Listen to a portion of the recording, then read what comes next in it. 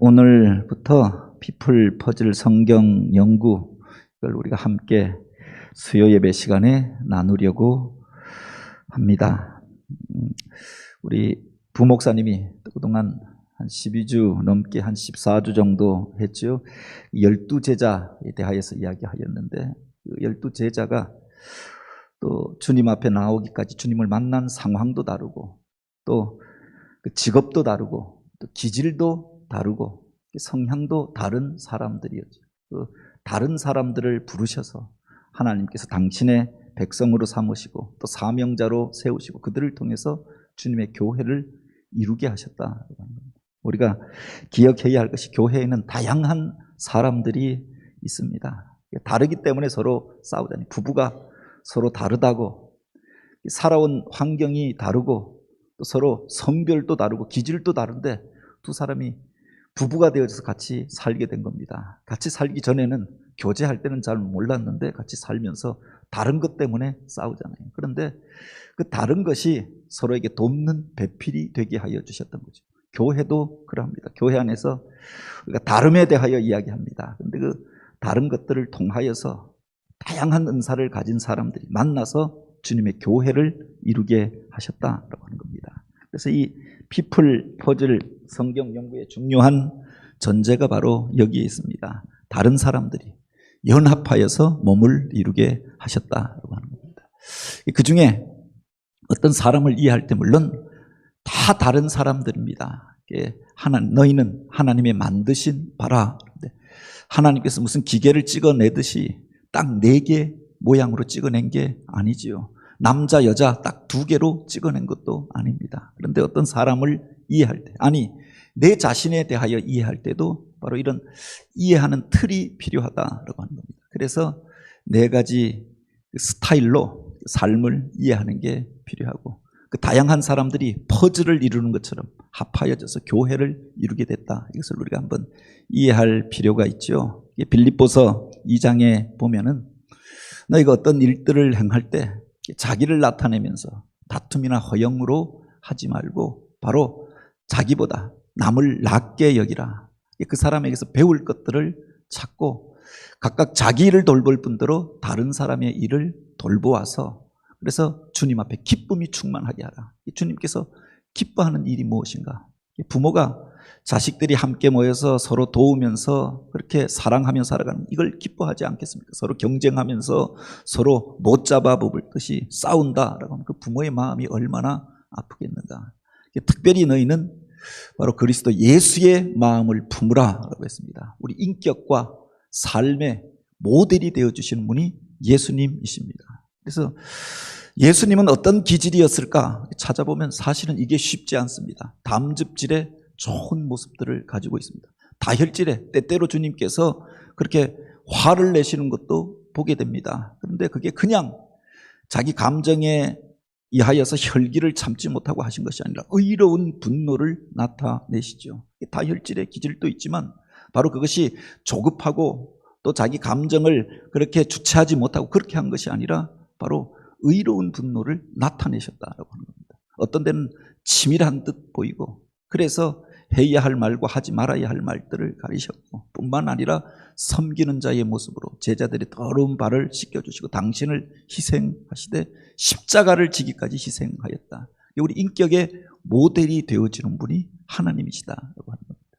지난주에 주일 그 피플 퍼즐 세미나를 하면서 이제 여러 가지 기질에 대해서, 물론 전에 한번 교사 세미나 때 그때는 그 기질을 좀 더 나누는 것이 한 50가지인가요? 100가지 가지고 이렇게 나누었는데, 지난번에는 12가지 질문 가지고 나누었습니다. 질문이 많을수록, 그러니까 병원에 가서 정밀하게 겸사하면 또 정밀한 결과가 나누지요. 그리고 딱 4가지가 아니라 이것을 나누면 16가지 기질, 또 36가지 기질, 이렇게 나누면 또 세분하게 어떤 사람들을 이해하기는 좋습니다. 근데 복잡하기 때문에 4가지 기질로 나누고, 또 그 속에서 몇 가지 질문을 통해서 나를 한번 점검해 보았는데, 바로 이 수요 예배 시간마다 한번 나 자신을 이렇게 점검해 보았으면 좋을 것 같습니다. 오늘은 그 첫 번째가 바로 담즙질, 그 중에서 주도형 D형의 사람에 대한 겁니다. 그래서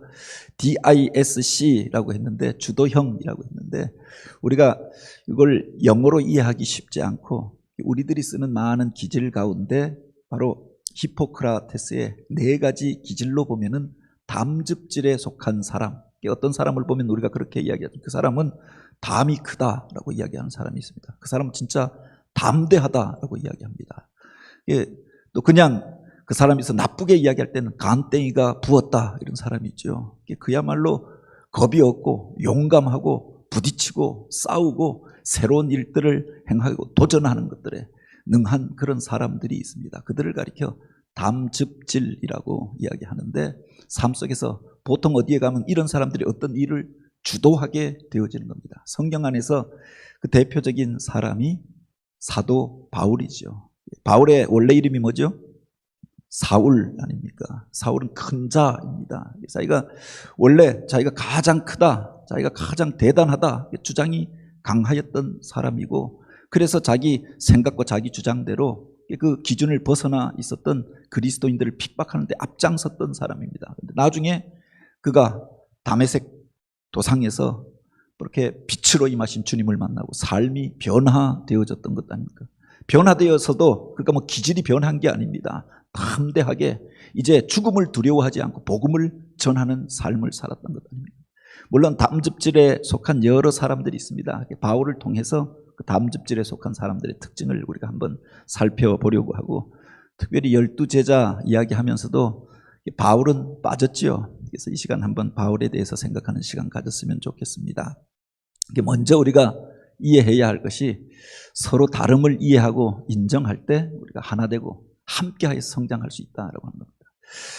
그 다름에 대해서 인정하지 않을 때 다른 사람을 향해 끊임없이 그렇게 갈등하게 되어지잖아요. 그리고 미워하고 이해하지 못하니까 늘 불평, 불만, 다른 사람에 대하여서 이렇게 이해가 되어지지 않고 교제할 수가 없는 겁니다. 그래서 다른 사람의 다름에 대하여 인정하는 것에서부터, 이해하는 것에서부터 우리가 하나가 될 수 있고 성장할 수 있다. 그리고 우리가 중요하게 고백하여야 할 것이, 모든 사람은 다르다라고 하는 겁니다. 다른 것은 틀린 게 아니다라고 하는 거죠. 지난주에 나눴던 요걸 한번 이렇게 생각해 보시기 바랍니다. 세상을 사는데 어떤 사람은 일 중심의 사람이 있습니다. 무엇을 해도 무엇을 할까 일 중심으로 하는 사람이 있습니다. 직장에 가면 이런 사람들이 인정받죠. 그런데 관계 중심의 사람도 있더라.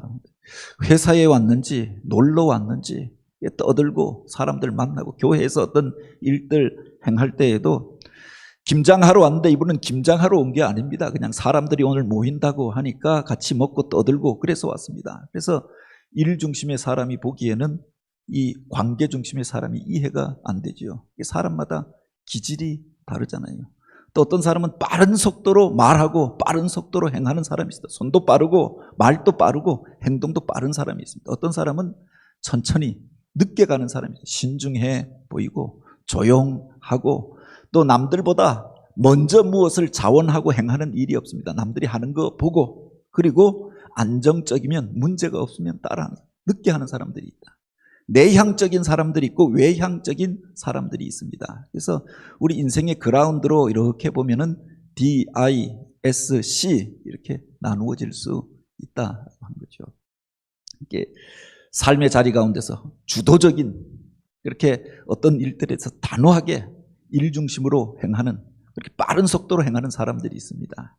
반면에 사교적인, 사람과 만나고 또 어떤 일들을 향해 감정적이면서도 또 그렇게 감성이 풍부하게 관계 중심으로 사는 사람도 있습니다. 어떤 사람은 같은 일 중심인데 일은 잘하는데 아주 신중하게 합니다. 그래서 일을 하면 꼼꼼하게 하는데 좀 늦게 하죠. 대신에 철저하게 하는 사람이 있습니다. 반면에 어떤 사람은 사람 중심인데 또 그 중에서도 바로 이렇게 속도도 느립니다. 인정이 많고 내가 앞장서기보다는 다른 사람을 뒤에서 지원하고 섬기는 것, 그걸 뒤에 숨어 있는 것, 이걸 더 편하게 여기는 사람도 있다. 사람은 다양하다라고 하는 겁니다. 이걸 이해할 필요가 있죠. 그중에 첫 번째 사람, 여기 일 중심의 빠른 속도의 외향적인 사람, 주도적인 단호한, 여기에 속한 게 D인데 이 D형 사람에 대해서 우리가 오늘 함께 나누려고 합니다. 그런 사람을 기질로 보면 담즙질이라고 이야기하는 겁니다. 그런데 이건 히포크라테스가 사람을 해부하면서 보니까 어떤 사람은 유독이 간이 큰 사람이 있더라. 우리가 보면 간땡이가 부었다. 그리고 한자로 담대하다. 근데 어떤 사람에 비해서 담대한 사람들이 있더라라고 하는 거죠. 그 대표적인 사람이 사도 바울입니다. 그리고 성경 안에서 또 한번 생각해 볼 수 있는 사람이 구약의 여호수아 같은 사람. 모세는 쫄려서 그 가데스 바네아까지 갔지만 가나안 땅에 들어가지 못합니다. 사람들이 어렵다, 힘들다라고 하니까 거기서 지도자가 칼을 뽑고 앞장서서 나아갔으면 그래도 따라갔겠죠. 그래서 멈추어 서잖아요. 그리고 광야에서 뱅뱅 돕니다. 그래도 하나님이 언약하신 걸 들어가야 할 것 같은데, 그래서 돌아서 모압 평지에 이릅니다. 그곳에서 가나안 땅을 내려다 보면서도 차마 들어가지 못합니다. 물론 거기에 보면 들어가지 못한 여러 가지 그 이유도 있었습니다만 기질적으로 보면 모세와 여호수아가 달랐다라고 하는 겁니다. 모세 같은 경우는 오히려 우울질에 가깝다라고 하죠. 담즙질적 기질도 있지만 꼼꼼한 사람입니다. 모든 것들이 준비되고 모든 사람들이 합의돼야 가는 사람입니다. 그래서 모세가 모세오경을 썼던 것 아닙니까? 거기에 보면은 그가 얼마나 꼼꼼한가. 그 법에 보면은 지금으로부터 수천 년 전에, 우리나라로 말하면은 무슨 그 당군 때 이야기 아닙니까? 법이라고 하는 게 뭐 12개 조항이 있었네, 8개 조항이 있었네. 이때 모세의 율법이 그렇게 꼼꼼하게 기록되어져 있는 것들을 보고, 농사법에 대하여, 제사법에 대하여 하나님이 보여주셨다고 해도 그가 꼼꼼하게 그걸 기록해 놓잖아요. 하나님을 향한 제사의 제도를 세우는데, 성막을 세우는데 그 절차와 형식과 또 각 사람들이 회개하는 방법까지 세세하게 기록해 놓거든요. 그런데 그가 못하는 것들이 있었다라고 하는 겁니다. 결단하고 앞으로 나아가는 것들을 못했던 것 아닙니까? 그런데 여호수아는 뭐 모세보다 경험이 많았던 것도 아니고 지식이 많았던 것도 아닙니다. 그런데 지도자가 바뀐 다음에 그가 요단강을 건너가잖아요. 여리고를 향하여 진격하잖아요. 여리고 같은 사람. 다윗은 왕이 되어졌지만 성전을 짓지 못하였습니다. 하나님께서 금지하신 것도 있지만 그래도 어떤 사람들은 금지하는 것 같아라고 해도 내가 서원하였다라고 하면 짓고야 말리라라고 하는데 그는 그 일을 못하였습니다. 그런데 솔로몬은 성전을 짓습니다. 왕궁을 짓습니다. 평생 동안 이것 짓고 저것 짓고 성전 짓고 왕궁 짓고 각 성에 굳고 성을 짓고 도로를 닦고, 그래서 그가 이제 40년 동안 통치하고 나니까 백성들이 지쳐서 이제 더 이상 우리를 노역에 동원하지 말라라고 이야기하잖아요. 일 중심의 사람이었고 목표 중심의 사람이었다라고 합니다. 담즙질의 기질을 가졌던 사람들이 있죠. 한번 여기에 보면은 나누어준 당신 속에 있는 담즙질적인 요소를 체크해 보세요. 한번 쭉 보시기 바랍니다. 볼펜을 가져오신 분들은 한번 체크해 보시죠. 나한테 담즙질적인 기질이 몇 개나 있을까? 위의 것들은 장점입니다. 담즙질이 가지는 장점인데 모험심이 있습니다. 새로운 것들 경험하는 걸 좋아하고, 그래서 한번 도전해보자, 모험하는 걸 좋아합니다. 과업지향적입니다. 새 일을 향하는 것들을 좋아하지요. 그리고 어떤 일들에 대해 활동적입니다. 그리고 많은 사람들 모으고 통솔하는 걸 좋아합니다. 실제적이고 성공지향적이고 추진력이 있고 단호하고 용감하고 타협하지 않고 주도적이고, 담즙질이 가지는 기질적인 성향입니다. 이 중에 몇 가지를 내가 가지고 있는가 한번 체크해 보시기 바랍니다. 전에 한번 이렇게 이걸 가지고 체크해 보니까 저는 많이 나오더라고요. 단점도 있습니다. 근데 이 담즙질이 가지는 단점이 있는데 한번 밑에를 쭉 보시기 바랍니다. 여기는 몇 개가 있을까? 분노함이 있습니다. 이게 뭐냐면 자기 뜻과 다르게 되어졌을 때 또 분노하게 되어지죠. 그 상황이 자기 뜻대로 되어지지 아니할 때 분노하는 경향이 있다.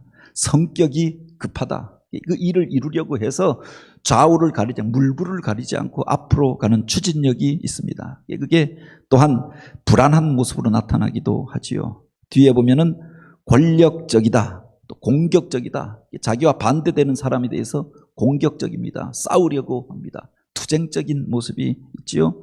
적대적이다라고 하는 것도 있고, 또한 복팔한다. 그것이 자기에 대하여서 어떤 사람이 억누르고 또 자기에 대해서 어떤 사람이 판단한다. 폭발할 때가 있습니다. 그리고 화를 잘 낸다. 또 욕을 잘한다. 막 사람들 향해, 어떤 사람들은 속으로는 꿍얼꿍얼꿍얼하고 많은 사람이 있는데, 어떤 사람은 그냥 대놓고 사람 앞에서 그냥 거친 말을 쏟아내는 사람이 있지요. 이게 담즙질적 기질을 가지고 있는 건데, 사실은 담즙질 부정적인 모습이 아닙니까? 책임을 전가한다. 너 때문에 그렇게 됐다. 내 말대로 하면 아무 문제가 없는데 그 사람 말 때문에 이렇게, 그 사람 따라가다 이렇게 됐다. 그리고 자기 과장이 심합니다. 내 말대로 하면 나는 무엇이든지 할 수 있다. 할 수 있다 하면 된다. 뭐 이런 의지가 강한 사람이지요. 그리고 남을 배려하지 않는다. 한번 체크해 보셨습니까? 수요 예배 오신 분들 가운데는 담즙질이 그렇게 많지 않을 수 있습니다. 어떤 공동체에 이렇게 보면은 한 10명 정도 된다고 하면 담즙질이 한 2명, 또 그게 최상이라고 이야기합니다. 그래서 많지는 않은데 이런 사람들을 통해서 사실은 새 일들이 일어나게 되는 거죠. 뒤에 보면은 한번 체크해 보시기 바랍니다. 우리 가정에서 보신 분들도 체크해 보시고 교회 오시면 이 문답지 한번 가져가 보시기 바랍니다. 이 담즙질을 가리켜 주도형이라고 이야기하는데, 요약하면 딱 3가지입니다. 담즙질의 가장 큰 특징이 뭐냐? 역동적이다라고 하는 겁니다. 가만히 머물러 있는 것을 견디지 못합니다. 무엇이라도 해야 하는 겁니다. 변화를 추구하고 새로운 일들을 행하고 또 새 역사를 창조하고, 그래서 새로운 것들을 해야 하는 겁니다. 머물러 있고 정체되어 있는 것을 참지 못하는 사람이다. 그 사람이 들어가는 모임에는 역동적인 사건이 일어납니다. 긍정적이든 부정적이든, 싸우고 투쟁하고 그렇게 부수는 것이든 아니면 새로운 역사의 창조이든 역동적인 사건이 있다. 다른 하나는 목표 지향적이다라고 하는 겁니다. 이런 사람이 가장 좋아하는 게 보이스 비 앰비셔스, 야망을 가져라. 야심을 가지고 목표를 향하여, 꿈을 향하여 달려가는 스타일이죠. 그래서 불도저 스타일이라고도 하고 그렇게 돈키호테 스타일이라고도 하죠. 목표를 향해서 그냥 달려가는 겁니다. 물불을 가리지 않고 달려가서 부딪혀서 자기가 깨지기도 하는데 그것 자체를 즐기고 기뻐한다. 그래서 앞에 보면 모험적이다라고 하는 그런 그 특징도 있죠. 그리고 3번째 특징이 일중심적이다. 아까 넓은 그라운드에 보면 일중심의 사람이 있지 않습니까? 사람 중심이 아니라, 관계 중심이 아니라, 내가 이런 일 하면 어떤 사람이 싫어하지 않을까, 내가 이런 말을 하면 어떤 사람이 마음 상하지 않을까, 개의치 않습니다. 일을 하기 위해서는 어떤 때는 그 사람을 제압하기 위해서 험한 말도 막 쏟아내는 겁니다. 그래서 일 중심의 사람이죠. 물론 앞에서도 이야기했지만 우울질도 일 중심입니다. 근데 우울질의 문제는 뭐냐? 그는 꼼꼼합니다. 그래서 사례를 연구하고 철저하게 그 일들에 대해서 완벽하게 준비가 되어져야 그 사람은 그 일을 실행하는 겁니다. 그래서 우울질은 준비는 잘하고 철저한데, 꼼꼼한데 일 처리가 늦지요. 그런데 반면에 담즙질은 이렇게 분석하고 또 파악하고 준비하는 게 전부가 아니라, 이 사람은 해야 한다 그럼 바로 시작하는 겁니다. 이게 맞는 일이다, 직관적으로 이게 좋은 일이다 하면 바로 시작해 버리는 겁니다. 언제까지 기다리겠냐. 그리고 그 다음에 분석하는 거죠. 그래서 추진력이 좋다라고 이야기하는 겁니다. 일 중심의 사람이 바로 담즙질인데, 장점과 약점이 있습니다. 여기 보면 강점, 약점이 있죠. 강점은 뭐냐? 즉시 성과를 올린다. 어떤 일들을 하면 빠르게 결정하고 해야 할 일이면 추진해서 결과를 냅니다. 무슨 일을 해도 자신감이 있습니다. 어려운 일들이 있다, 여러 사람들이 꺼리는 일들을 책임을 떠맡고 행합니다. 도전을 받아들입니다. 그리고 어떤 일들을 해도 열심히 하지요. 문제를 피하지 않고 해결하려고 한다. 어떤 문제가 있다 그러면 문제가 있어서 어떤 사람들은 피하잖아요. 숨잖아요. 멈추어 서는데 부딪혀서 해결하겠다, 내가 책임지겠다, 그리고 가는 사람이 담즙질입니다. 근데 약점이 뭐냐? 조급하다라고 하는 겁니다. 이 사실은 바른 방향으로 가야 하잖아요. 어떤 경우에는 잘못된 방향으로 가면 문제가 생기는 겁니다. 사람에 특별히 관심을 가지지 않습니다. 안 따라오면 그렇게 소수 정예 몇 명만 따라와도 내가 그 길을 가겠다. 사람의 감정에 대해서 잘 그렇게 고려하지 않는 특성이 있죠. 그리고 세부 사항을 무시합니다. 그래서 큰 줄기를 가지면 목표가 분명하다라고 하면 달려가는데 그 속에 위험 부담이 있지 않습니까? 여러 가지 위험 요소가 있는데 헤아리지 않고 가다가 그것 때문에 상처를 입기도 한다. 그래서 다른 사람들 보기에 고집이 세다라고 이야기하기도 하고, 또한 다른 사람이 자기를 제한하는 것들을 참지 못합니다. 그리고 또한 다른 사람들에게 너무 많은 요구를 하지요. 솔로몬이 바로 그 나라의 국민들에게 끊임없이 요구를 하지 않습니까? 성전을 짓자, 해야 할 일입니다. 짓는데 그게 끝이 아니죠. 지었으니 이제 왕궁도 권위를 세우기에 짓자. 끝이 아니라 계속해서 세일을 행하지 않습니까? 사람들이 지치게 되지 않았겠느냐.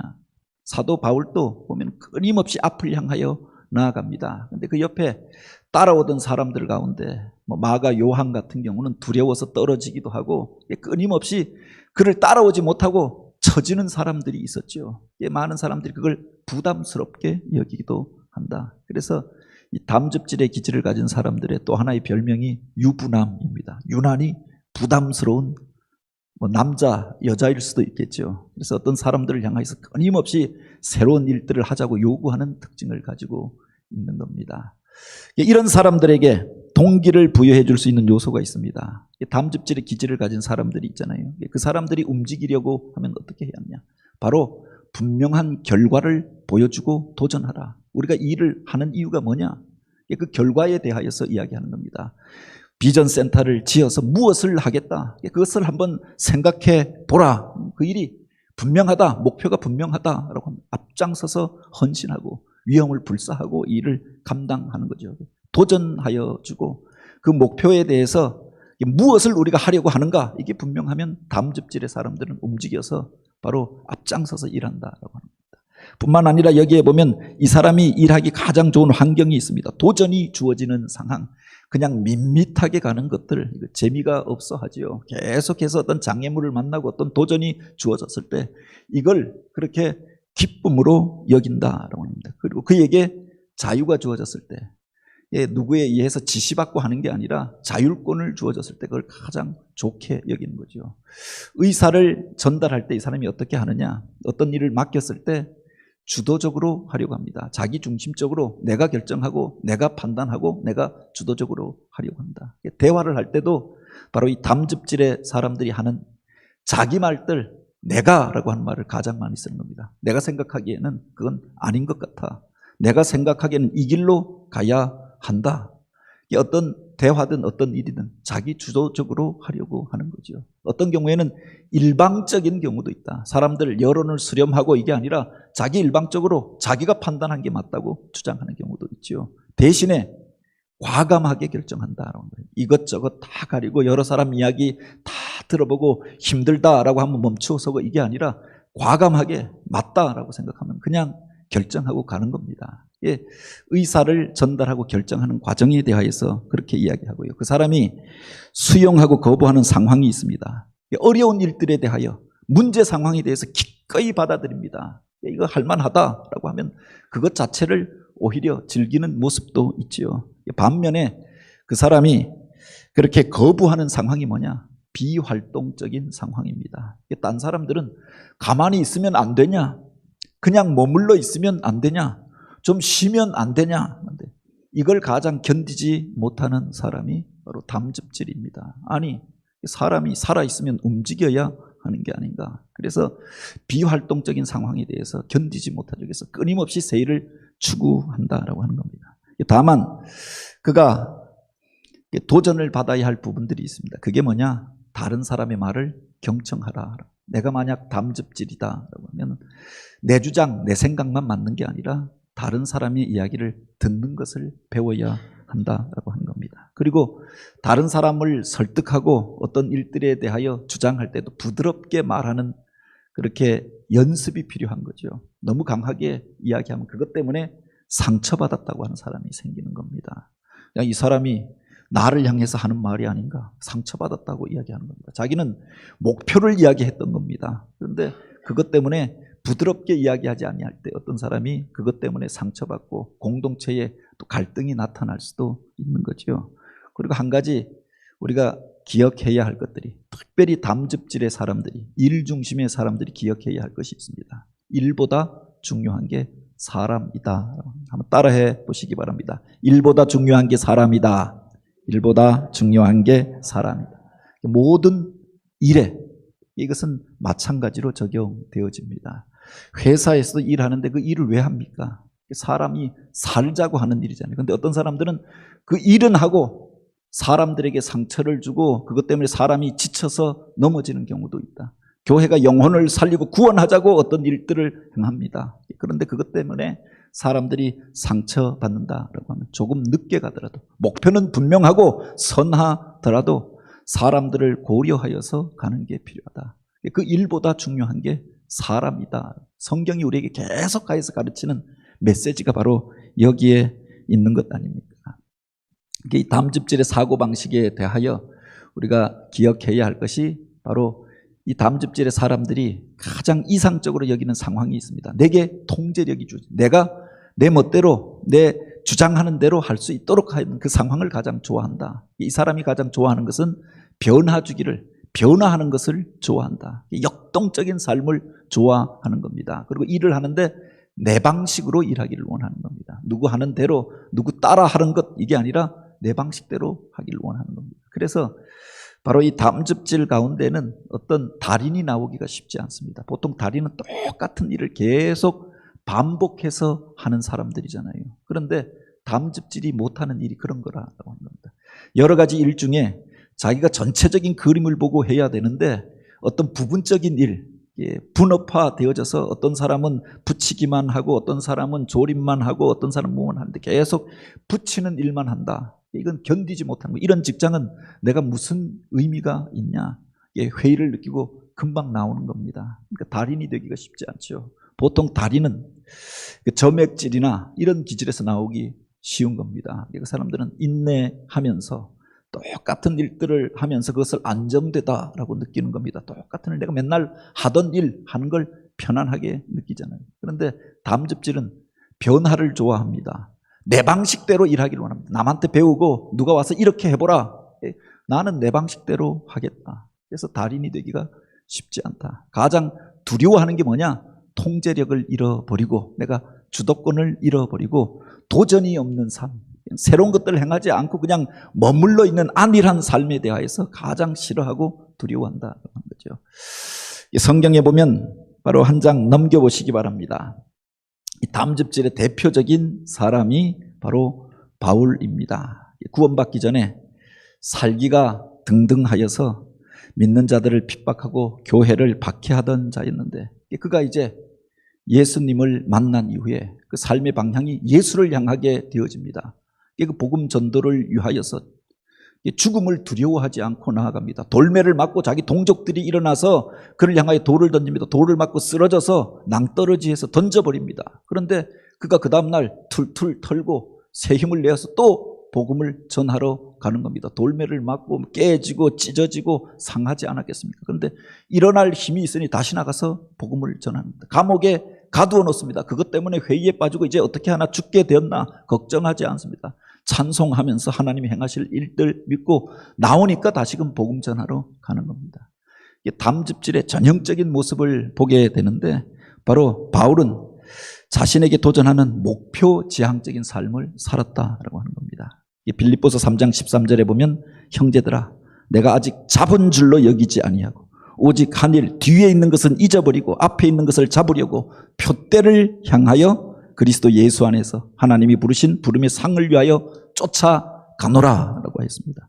표대를 향하여 달려가는 삶을 살았잖아요. 한 곳에 머물지 아니합니다. 하나님께서 땅끝까지 이르는 복음을 전하라 라고 했으니 그 시대에 알려졌던 땅끝까지 가서 복음을 전하는 겁니다. 그래서 서바나까지 가서 복음을 전했다라고 하잖아요. 바로 1차 선교여행, 2차 선교여행, 3차 선교여행. 그래서 로마까지 가기를 원하였고 또 로마를 거쳐서 땅끝이었던 서바나까지 가기를 원하였다. 결국 그 하나님이 부르신 부름의 상을 향해 끊임없이 달려갔던 자가 바울이었다고 하는 겁니다. 그의 말투를 보면 이게 바로 지시적이고 단도직입적이었던 걸 보게 됩니다. 데살로니가 3장 10절에 보면 그가 그렇게 이야기하죠. 누구든지 일하기 싫거든 먹지도 말라. 우리가 아무리 그렇게 생각해도 그렇게 말할 수는 없잖아요. 그런데 내가 너희들에게 가르치기를 일하기 싫거든 먹지도 말라. 아주 단호하게 말합니다. 그리고 이 편지에 우리말에 순종치 아니하거든 그 사람을 지목하여 사귀지도 말고 저로 하여금 부끄럽게 하라. 이게 무슨 긴 말로 빙빙 돌려서 이야기하지 않습니다. 상징적인 말로 이야기합니다. 그냥 단호하게 그런 사람들은 사귀지도 말라라고 이야기하는 겁니다.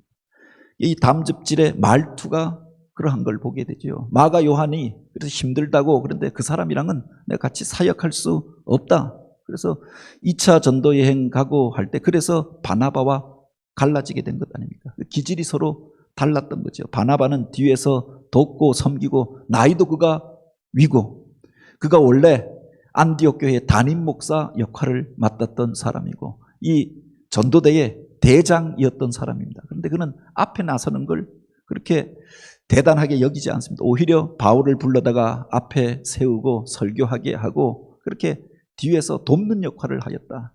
이 뒤에 처져 있었던 마가 요한을 세워서 그가 다시금 주의 일들을 행할 수 있도록 하였던 바나바의 모습을 보게 되죠. 그런데 바울은 그렇지 않았다고 합니다. 담즙질의 모습을 전형적으로 보게 되죠. 바울은 그 사역의 과정을 통해서도 끊임없이 논쟁적인 사람이었습니다. 그가 아테네에 갔었을 때 바로 중심지로 들어갑니다.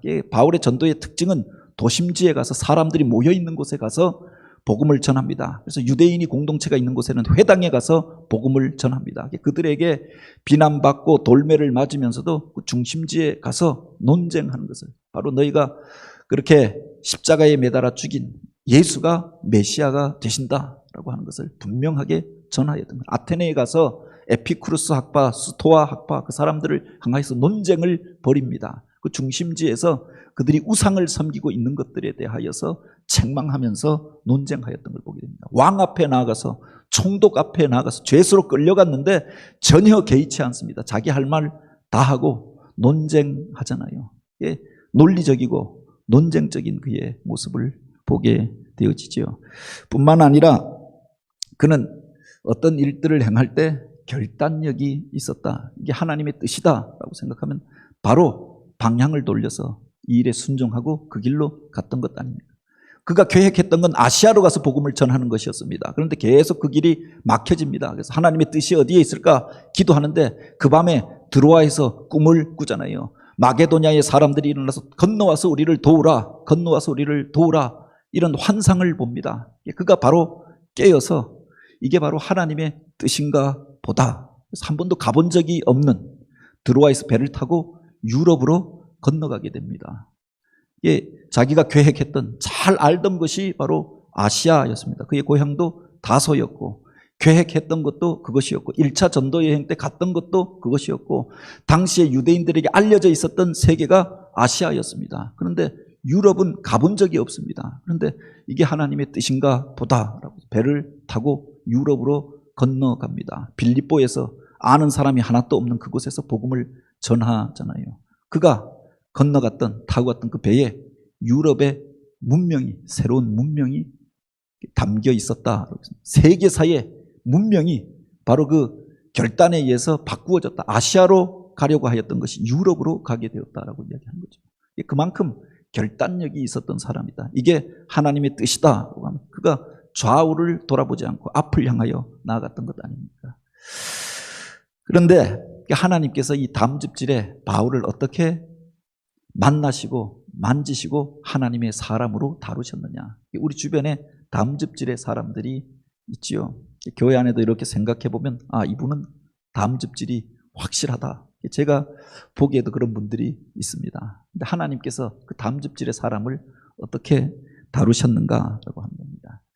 요사이 우리 교회에서 비전센터를 건축하는데 물론 교회가 무지막지하게 갈 수도 있습니다. 그런데 지역 안에서 지역 사람들을 만나고 다음 세대를 세우기 위한 것이기 때문에 그래서 물론 우리 건설 회사에서도 그렇고 또 마음속으로 답답한 마음이 있습니다. 그래서 어떻게든 설득하려고 하고, 뭐 지금 보면은 처음에 오해하여서 뭐 교회가 재개발을 하는데 교회가 보상을 받기 위해서 건축을 하는 거다. 그래서 이 동네 사람들한테 누군가가 그런 소문을 내서 처음 교회에서 경계 측량을 하는데 뭐 수십 명이 와서 항의도 하고 했는데, 찾아가고 또 설득하고, 그래서 대부분의 사람들이 이제는 이해를 하게 되어졌죠. 지역 사람들에게 목사가 서신을 보내고 그것을 세우는 이유에 대해서 설명하고, 지난 추석을 앞두고 또 선물들도 나누고 전도의 기회다. 그래서 한 명 한 명 한 명 그렇게 이해해주고 뒤로 물러서고 했는데, 오히려 그것 때문에 관계를 맺게 되어졌는데, 단 제가 보기엔 한 명 남았습니다. 단 한 가정인데 이분이 교회를 향하여서 그렇게 악담을 하고 하시는 겁니다. 그야말로 들이눕는 겁니다. 특히 이제 교회랑 접경하고 있는데 거기다가 그 집 안전을 위해서 안전 펜스를 치려고 하는데 못 치게 하고, 담장을 그렇게 위험해서 넘기려고 하는데 와서 고발하고 고소하고, 그래서 계속해서 그것 때문에 멈추어 서는데, 전형적인 저분은 담즙질이다. 자기 생각한 것, 뭐 다른 사람 안 보고, 여기에 어떤 사람이 비웃었다, 또 어떤 사람이 거기에 대해서 일꾼들이 믿는 사람도 아니고 그렇게 와서 회방하고 욕하고 하니까 한마디 대꾸했는데 이거 가지고 분노해서 절대 못한다. 본인 의도대로 남의 교회의 일도 그렇게 돼야 하는 겁니다. 그러니 멈추어 서서 오늘 또 사실은 시청에 가서 시청에서 좀 중재를 해달라. 당신들이 옹벽을 철거하고 그 밑에 집에서 민원이 자꾸 들어오니까 뭐 이중으로 옹벽을 하고 뭐 안전 펜스를 하고 하라고 했는데, 그들을 위해서, 교회를 위해서 하는 게 아니라 옹벽도 그 집을 위해서 옹벽을 새로 해주겠다. 그 집을 위해서 안전하도록 안전 펜스를 치고 하겠다 하는데 그것도 못하게 하는 거예요. 자기가 민원을 넣었는데 그걸 하는 것도 또 못하게 하는 겁니다. 그래서 시청에서 우리한테 그렇게 이야기했으니 한번 중재를 서달라라고 했는데, 이 담즙질의 사람이 어떻게 바꾸기가, 그리고 설득하기가, 변화시키기가 쉽지 않다라고 합니다. 바울이 그런 사람이었다라고 합니다. 그래서 믿는 자들 대적하고 앞장서서 스데반이 죽는 데에 와서도 돌 던지는 그 자리에 같이 있습니다. 그것을 마땅한 것으로 여겼던 사람이죠. 그가 어떻게 변화되어졌느냐, 그 강팍하던 사람이 어떻게 바뀌어졌는가라고 하는 겁니다. 다메섹 도상의 강력한 빛 가운데 바로 하나님께서 자기의 높음을 자랑하던 그 사울을 만나주시고 강권적으로 변화시켜 주셨다라고 합니다. 어떤 사람은 복음 듣고 와서 변화되어지기도 하고, 어려서부터 그렇게 순순히 주님을 만나면서 기질이 그렇게 바뀌어지기도 하였는데, 그냥 바뀌어지기가 쉽지 않은 사람인 겁니다. 그래서 하나님이 강권적으로 만나 주셨던 것 아닙니까? 그래서 그가 거꾸러지고 변화되어졌던 것들을 보게 되지요.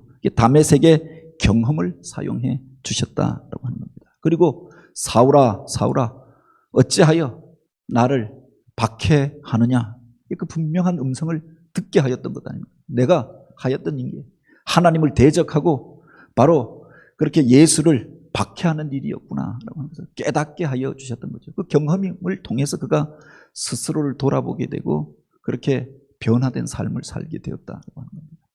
뿐만 아니라 그를 향하여서 이야기할 때 하나님께서 다른 사람을 만나실 때랑 다른 것들을 보게 됩니다. 모세를 부르시고 또는 기드온을 부르시고 이사야를 부르시고 이것과 상황이 다릅니다. 단도직입적으로 어찌하여 나를 박해하느냐라고 이야기하고, 가서 바로 내가 들어가서 내 성에 들어가 너에게 앞으로 할 바를 이룰 자가 있을 것이다. 아나니아라고 하는 선지자를 만나게 하십니다. 분명하게 그에게 행할 바를 단도직입적으로 이야기하는 겁니다. 이렇게 틀어서 이야기하고 상황을 통하여서 생각하게 하고 하는 것이 아니라 단호하게 이야기하시고, 그래서 그가 깨닫고 돌이키게 되어졌던 거지요. 뿐만 아니라 여기에 보면은 그가 이제 그런 기질을 가졌던 그였기 때문에 그가 예수를 만나고 믿게 된 이후에 바로 놀라운 일들을 하게 되잖아요. 남들이 갔던 길이 아니라 가지 않았던 길을 갔다고 합니다. 예수님의 제자들도 성령 받고 은혜 받았지만 예루살렘에서 복음을 전하고자 하였습니다. 박해가 일어나기 전까지 그들은 움직이려고 하지 않습니다. 여기서 복음을 전해도 그렇게 많이 믿는데, 이렇게 함께하여서 모이고 교제하는 공동체가 좋은데 그들이 떠나지 않잖아요. 그런데 바울을 통해서 세계 선교의 일들이 일어나게 되었던 겁니다. 그리고 그가 그렇게 이야기하잖아요. 내가 그리스도의 이름을 부르는 곳에는 복음을 전하지 않기로 힘쓰노니 남의 터 위에 건축하지 아니하려 함이라. 가서 예수 믿는 사람들이 있고 교회가 있는 곳, 그곳에는 내가 복음을 전하지 않아도 이미 복음을 전하는 사람들이 있으니 내가 그곳으로 가지 않겠다. 그래서 복음이 전하여지지 않은 것, 교회가 세워지지 않은 곳, 그곳에 가서 복음을 전하고자 하였다라고 합니다. 그만큼 개척자적 정신을 가지고 있었던 거지요. 다른 사람들은 새로운 곳에 가는 것을 두려워하잖아요. 처음 만나는 사람들 앞에 복음을 전하는 것들을 불안해합니다. 새 일들을 행하는 것들을 그렇게 어렵게 여깁니다. 그래서 한 곳에 가서 저라도 생각해 보면은 바로 어느 교회 가서 교회가 안정되어졌다. 그러니까 빌립보 교회를 세우고 고린도 교회를 세우고 또 마게도냐 교회를 세우고 교회가 안정되어집니다. 데살로니가 교회가 부흥합니다. 그러면 그곳에서 이제 목회하고 평생을 지내면서 이제는 제자 양육을 하면서 그 도시를 변화시키고 그렇게 하여야겠다 생각할 수 있는데, 이제 내가 아니어도 이곳에는 다른 사람이 와서 목회할 수 있으니 후계자를 세우고 다른 곳으로 떠나는 바울의 모습을 보게 되지요. 그 속에 그의 담즙질적인 개척자적인 그런 정신들을 보게 되어지는 겁니다. 그런데 우리가 한번 또 한 가지 생각해야 할 것이 있습니다. 그가 죽기까지 하나님 앞에 순종하고 쓰임받을 수 있었던 또 한 가지 이유가 있다고 하는 겁니다. 그게 뭐냐? 그 몸에 육체의 가시를 남겨두었다라고 하는 겁니다. 담즙질의 기질이 가지는 그렇게 부정적인 특징 중에 하나가 자기 주장이 강합니다. 내가 이 일을 행하였다. 자기 주장을 내세우고 또 무엇이 이루어졌을 때 교만하여지는 특성이 있죠. 독재하는 특성이 있는 겁니다. 자기 마음대로 어떤 일들을 행하려고 하는 게 있는 겁니다. 교회 안에서도 그렇고 세상 가운데서도 그런 이들이 있죠. 그런데 하나님께서 바울을 쓰시기 위하여 마치 소가 자기 마음대로 막 날뛰지 못하도록 콧뚜레를 끼워서 끌고 가는 것처럼 그 몸에 육체의 가시를 남겨놓았다고 하는 겁니다. 그래서 그가 어떤 때 자기 주장대로 그렇게 과격하게 말들을 하고 행하다가도 육체의 가시로 인하여 고통당하면서 또 회개하고 하나님 앞에 엎드러지게 되어지고 또 하나님의 뜻을 묻게 되어지고 그 약함을 통하여서 그를 강하게 하시고 하나님 앞에 붙들린 사람으로 쓰셨다고 하는 거죠. 때때로 우리들 가운데 남겨져 있는 그 약한 부분들, 육체의 가시가 하나님께서 우리를 붙잡는 도구가 되기도 한다라고 하는 겁니다. 그래서 그가 교만하던 사람이었지만 세상에 이렇게 부족한 것이 없고 남 부러울 것이 없고 자기 주장도 강하던 사람이었지만 그 약함으로 인하여서 하나님을 의지하게 되었고 하나님 앞에서 겸손한 자로 쓰임받게 되었다. 노년에 그의 모습을 보면은 또 여러 면에 있어서 온유함도 갖추게 되었던 것들을 보게 됩니다. 그래서 디모데를 향하여 내가 겨울이 오기 전에 바로 성경책을 그 책을 가져오라라고 하면서 살면서 자기가 상처 줬던 사람들, 마가, 요한, 그때 그가 부잣집에서 자라서 그래서 고난당한다고 어렵다고 전도대에서 이탈하여서 자기 집으로 돌아갔던 것, 그에 대해서 내가 함부로 말했던 것 생각하니까 마음이 아픈 겁니다. 그가 그럼에도 불구하고 하나님의 신실한 사람으로 교회를 섬기는 것들을 들으면서 그를 만나기를 원하노라. 자기가 만났던 그 한 사람 한 사람 기억하면서 이름을 기록하고 자기를 도왔던 사람들에 대하여 서신에 기록해 놓지 않았습니까? 그가 담즙질의 사람이었지만 보면은 영혼을 귀히 여기는 자가 되어지고 사람을 세우는 자가 되어지고 공동체를 세우는 자로 쓰임받았다고 하는 겁니다.